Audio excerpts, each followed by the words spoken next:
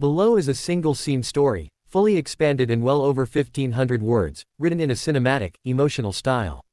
The entire story takes place in one continuous moment, no scene breaks, no dialogue formatting, just one powerful unfolding scene. The denial did not arrive loudly. It came quietly, in the way humiliation often does, wrapped in politeness, disguised as procedure, delivered with a smile that never reached the eyes. The airport gate was alive with motion, a river of rolling luggage and impatient footsteps, yet in that moment everything seemed to slow as the boarding agent's hand hovered over the scanner and then stopped.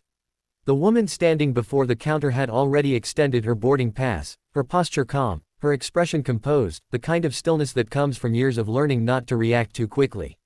She wore a tailored navy coat, simple gold earrings, and carried herself with a confidence that did not seek attention. First-class boarding had just been announced, and she had stepped forward with the rest of the small group, blending in without effort. But something in the agent's eyes shifted the instant the name appeared on the screen. There was a pause, too long to be accidental. The agent's fingers tapped the keyboard once, twice, then stopped again. Around them, passengers continued moving, boarding passes beeping cheerfully as others were waved through. The woman waited, patient, accustomed to delays, accustomed to systems that moved slowly when they wanted to. The agent finally looked up, her smile tightened, and she gestured slightly to the side, indicating that the woman should wait. No explanation was offered, no apology, just a subtle redirection, as if this were the most natural thing in the world.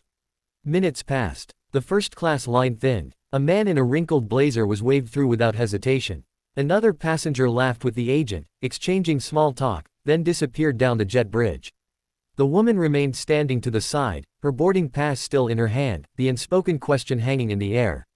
She glanced at the screen behind the counter, which still read first-class boarding in bold letters. She checked her pass again, not because she doubted it, but because she had learned that sometimes people needed proof repeated twice before they believed it. Finally, she stepped forward again, gently placing the boarding pass on the counter. The agent's eyes flicked down and back up, and this time the smile vanished completely. The agent said something brief, something rehearsed, something about a seat reassignment, and a system issue, her tone clipped and final.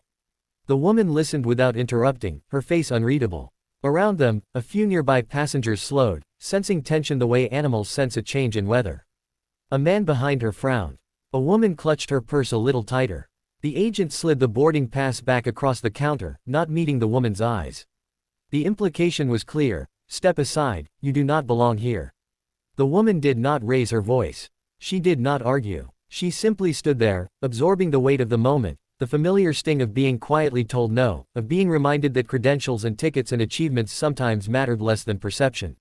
She could feel the heat rising in her chest, not anger exactly, but something heavier, the exhaustion of having seen this before. She stepped aside once more, this time fully out of the boarding lane, and watched as the final first-class passengers were waved through. The gate area grew quieter as the general boarding groups were announced. People glanced at her, some with curiosity, some with discomfort, some with indifference. She felt invisible and hyper-visible all at once, standing there with a first-class ticket that suddenly seemed theoretical. What no one around her knew, what the agent certainly did not know, was that this woman had spent her life mastering moments like this. She had learned early that power did not always announce itself, that the most influential people in a room were often the quietest. She had built a career not on loud declarations but on precision, on preparation, on knowing exactly when to act. The airport noise washed over her as she reached into her coat pocket and withdrew her phone, her movements unhurried. She did not rush. Rushing would suggest desperation, and she was not desperate. She scrolled calmly, thumb moving with practiced ease, and selected a contact saved simply under a first name. The phone rang once, then twice, then connected. She did not step away. She did not lower her voice. She spoke softly, efficiently, relaying facts without embellishment: the flight number, the gate, the boarding issue. Her expression remained composed, but her eyes were sharp now, focused. Whatever was being said on the other end caused her to nod once, slowly, as if confirming something she already knew. As she ended the call, the agent glanced up briefly, irritation flickering across her face at the sight of the woman still standing there. The general boarding announcement echoed overhead. A line began to form again, longer this time, messier. The woman remained exactly where she was, just to the side of the counter, neither obstructing nor retreating. She was waiting. The change came subtly at first. A supervisor approached the gate, her stride brisk, her expression serious.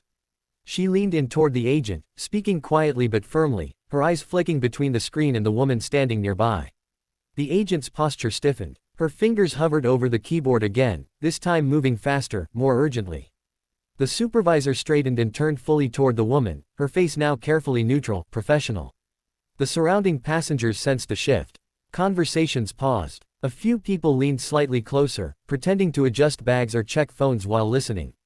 The woman met the supervisor's gaze evenly, offering no smile, no challenge, just presence. The supervisor gestured toward the counter, indicating that the woman should step forward. She did, placing her boarding pass down once more, the same piece of paper that had been dismissed minutes earlier now treated with new respect. The supervisor scanned the pass herself. Her expression changed, not dramatically, but enough. A subtle tightening around the eyes, a brief inhale. She glanced at the agent, then back at the woman. Something unspoken passed between them, a recalibration of assumptions. The supervisor nodded once, then turned to the agent and said something that caused the agent's face to flush, color rising quickly up her neck. The agent reprinted something, hands shaking just slightly, and slid a new boarding document across the counter. This time, it was accompanied by an apology, delivered stiffly, as if forced through clenched teeth. The woman listened, accepted the paper, and said nothing. She did not need to. The balance of power in the space had shifted so completely that words were unnecessary. But the moment was not finished. The supervisor did not leave.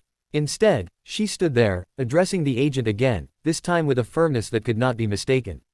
Other staff members had begun to notice, gathering subtly, pretending to busy themselves nearby. The woman stood quietly as the conversation unfolded around her, the airport hum continuing as if nothing extraordinary were happening, even as something very important was. The supervisor gestured toward the jet bridge, then toward the agent's terminal. The agent nodded repeatedly, her earlier confidence gone. The supervisor then turned back to the woman, her tone now careful, respectful, offering assurances that went beyond the seat itself. The woman acknowledged them with a slight nod. She did not gloat. She did not smile. Vindication, for her, was not about triumph, it was about correction. As she finally walked down the jet bridge, first-class boarding long finished, the space seemed different. A few passengers avoided her gaze. Others watched her with something like awe. One woman offered a small, approving smile. The woman walked steadily, her heels clicking softly against the floor, each step measured. She took her seat without ceremony, placing her bag carefully in the overhead bin, smoothing her coat as she sat. Only then, as the aircraft door closed and the hum of the engines deepened, did she allow herself a quiet breath. Not relief, she had never doubted the outcome, but acknowledgement. Moments like these were never just about a seat. They were about being seen, about systems being forced to confront their own blind spots, about reminding the world that assumptions could be expensive. The plane taxied forward, and outside the window the airport lights blurred into lines of gold. The woman looked out, her reflection faintly visible in the glass, and allowed herself the smallest smile, not for what had been taken back, but for what had been demonstrated. Power did not need to announce itself. Sometimes, it simply waited, made one call, and let the world adjust accordingly.